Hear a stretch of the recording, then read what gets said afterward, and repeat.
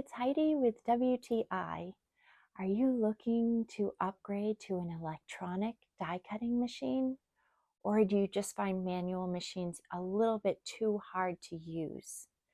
This Griffin Empress Electronic Die Cutting and Embossing Machine is just excellent.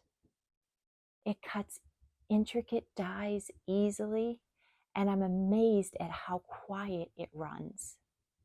It comes with a complete set of plates to get started right away, and I've used mine over and over again, and the plates have very minimal warping. You can use embossing folders with this, in addition to dies, and even 3D embossing folders. It's a beautiful design as well. The colors are pretty, and the controls are easily touched right on top of the machine.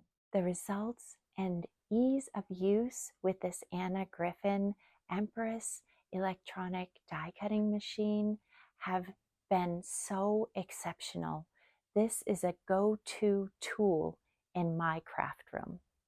And that's my point of view.